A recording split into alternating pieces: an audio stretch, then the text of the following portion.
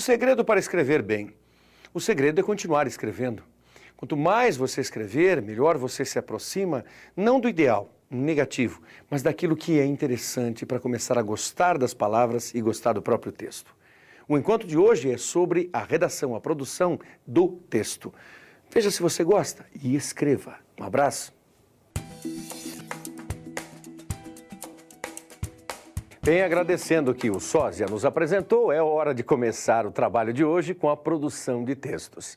E a produção de textos neste encontro quer brincar um pouquinho com você, brincar de forma séria. Muitos de nós adquirimos o estilo de escrever fundamentado em o que vimos, o que lemos, copiando algumas coisas, adaptando outras. Isso é mais ou menos comum. Na verdade, muitos de nós não identificamos de onde vem o nosso estilo. Outros identificam sim, e vale a pena você até buscar um aprofundamento nisso, porque as influências são poderosas. Muito bem, vejamos. Oriente-se pelo seguinte, observe se alguém ao seu lado nesse momento está segurando uma caneta. Sim, ou uma lapiseira. Veja que cada um de nós segura a caneta ou a lapiseira de uma forma própria. Isso é muito comum.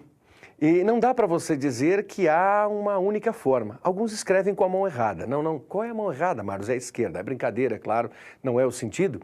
Mas alguns têm esse hábito e seguram a caneta das mais diferentes formas. Há aqueles ainda que fazem com que a folha que esteja diante deles, ou o caderno, não fique na posição vertical, mas fique sim na forma horizontal. E aqueles que escrevem meio de lado, já percebeu isso, não é? Há algumas estranhezas? Sim, mas não chame de estranhezas, chame de estilo.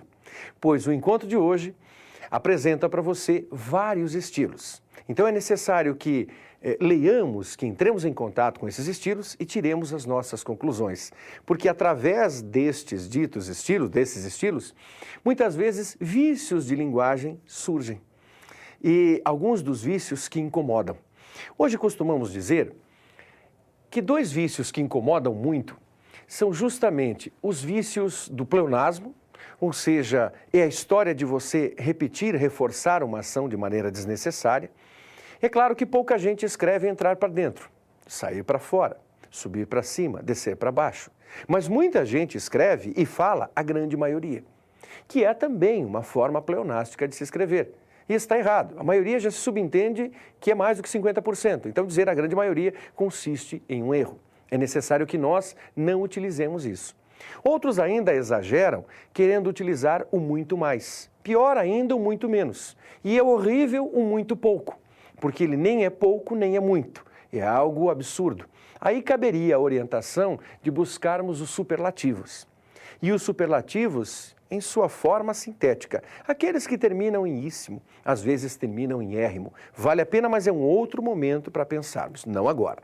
Agora vale a pena observarmos alguns estilos e você, a partir desses estilos, identifique se em determinado momento, quando você está escrevendo, o seu estilo não é próximo ao que veremos na sequência. O encontro de hoje, então, traduz o estilo de escrita de algumas pessoas. Observe que o texto é o mesmo. O texto base para os estilos é o mesmo, mas diferentes formas de escrevê-lo. Vejamos. Narram-se aqui, em diversas modalidades de estilo, um fato comum da vida carioca, a saber, o corpo de um homem de 40 anos, presumíveis, é encontrado de madrugada pelo vigia de uma construção, às margens da Lagoa Rodrigo de Freitas, não existindo sinais de morte violenta. Eis o texto base. A história de um homem de presumíveis 40 anos que foi encontrado morto. A partir daí, reescreva esse texto, essa notícia, se você assim quiser, com o seu estilo. Então, dê o seu estilo. Antes de você fazer isso, observe os estilos de outras pessoas. Um por um deles, tire a sua conclusão. Estilo interjetivo. Um cadáver encontrado em plena madrugada, em pleno bairro de Ipanema. Um homem desconhecido, coitado, menos de 40 anos. Um que morreu quando a cidade acordava. Que pena.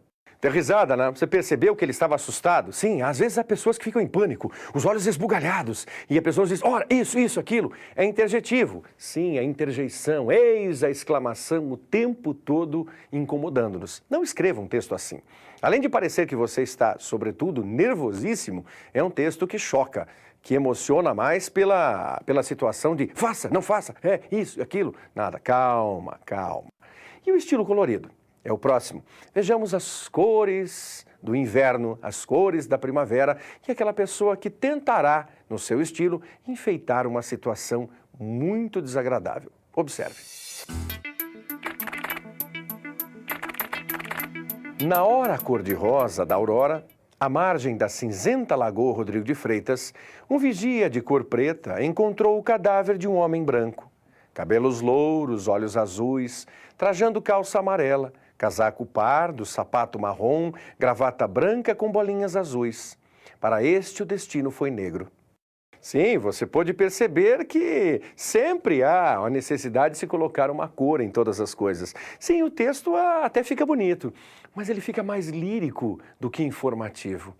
E ao final do texto, você tem a impressão de só pensar em cores e não se preocupar com o aspecto central, que é o encontro de um cadáver, ou a descoberta ou o desvelamento de um cadáver.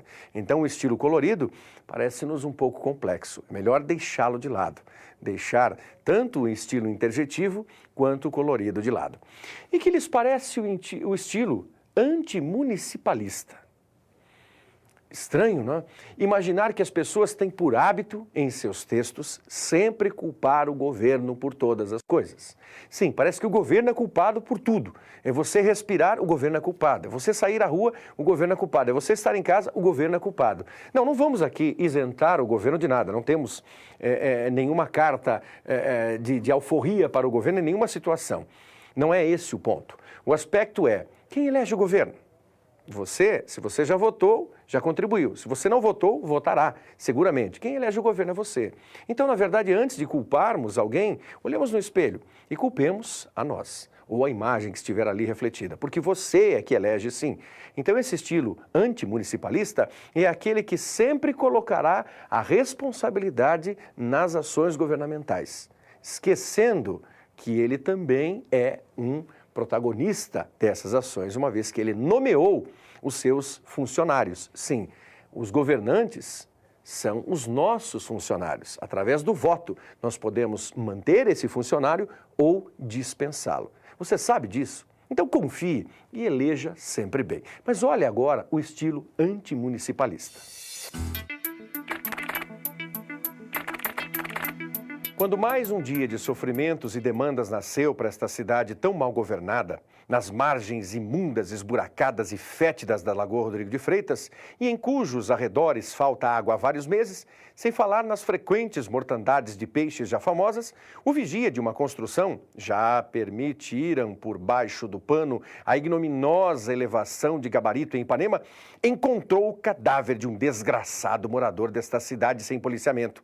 Como não podia deixar de ser, o corpo ficou ali entregue às moscas que pululam naquele foco de epidemias. Até quando? Podemos perceber, sim, que é o estilo crítico. É inteligente, porque em cada detalhe ele faz o questionamento sobre as ações governamentais. Isso é bom, é oportuno, só não podemos exagerar. Na sequência, após o intervalinho, teremos o momento do estilo reacionário. O que é ser reacionário? Reacionário pode ser para muitos o pelego de plantão. Então veremos daqui a pouquinho como funciona esse reacionário, como é o estilo dele, como é esse peleguismo de prontidão nas ações textuais. Até daqui a pouco.